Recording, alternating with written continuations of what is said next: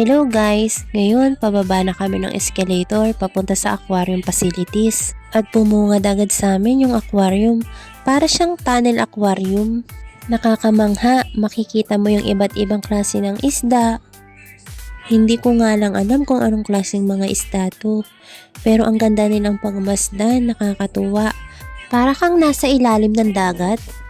Tapos biglang may dumaan na baby shark. Napakaganda ng disenyo ng kanilang aquarium. Tapos yung ambience sa loob, nakaka-relax. Mapabata, mapamatanda, mag-i-enjoy talaga dito. Hindi ka magsasawang pagmasdan ng paglangoy ng mga isda.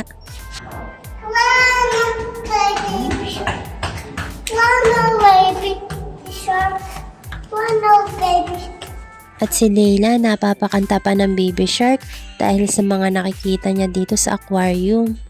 Hinayaan lang din namin si Leila na maglibot ng sa kanya.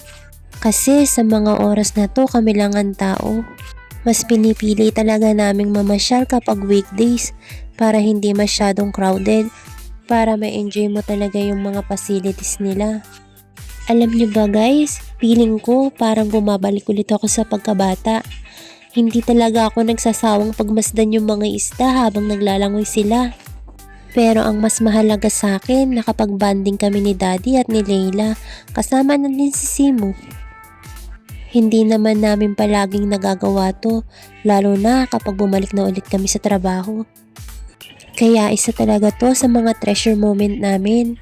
Sabi ko naman sa inyo guys, hindi kayo magsisisi at sulit ang binayad nyo.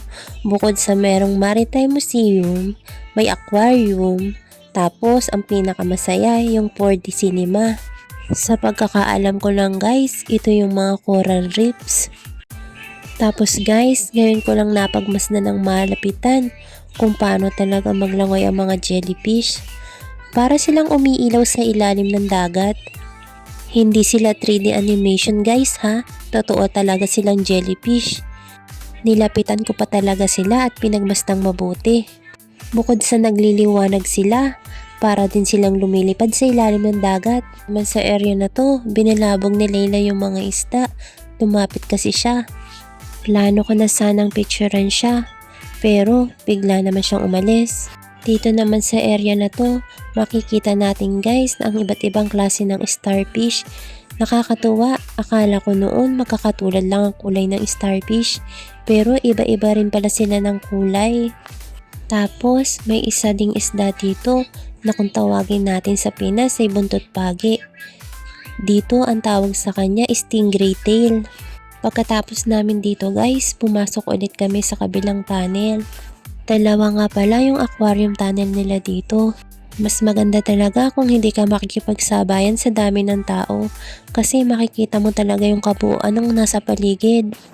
Tapos bukod doon, mag-i-enjoy pa yung bata kasi nakakagalaw siya ng maayos. Wala siyang mababanggang tao. Kaya ang masasuggest ko guys, kung gusto niyo ng peace of mind, pumunta kayo dito. Pero wag kayong pupunta ng madaming tao. Itaon nyo lang na kapag pumunta kayo dito, saktong weekdays.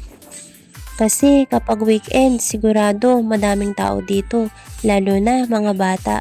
Isama mo na din to sa mga bucket list mo kung gusto mo talagang ma-relax ka. At itong si Leila, ginawa na niyang playground yung loob ng aquarium.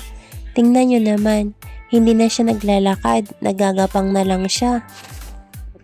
Komportable kasi yung sahig na nilalakaran niya, kaya siguro naisip niya magapang.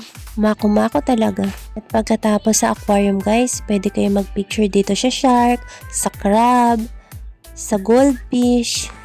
Pagkatapos ng picture taking guys, dumiretso na kami sa 4D cinema. Nauna ko nang na-upload yun guys kasi sayang naman kung hindi ko i-upload ng buo. Yun yung pinaka nagustuhan ko sa lahat kasi napaka makatotohanan niya. Akala mo nasa loob ka talaga ng pinapanood mo. Nag-iiyak nga lang si Leila sa loob.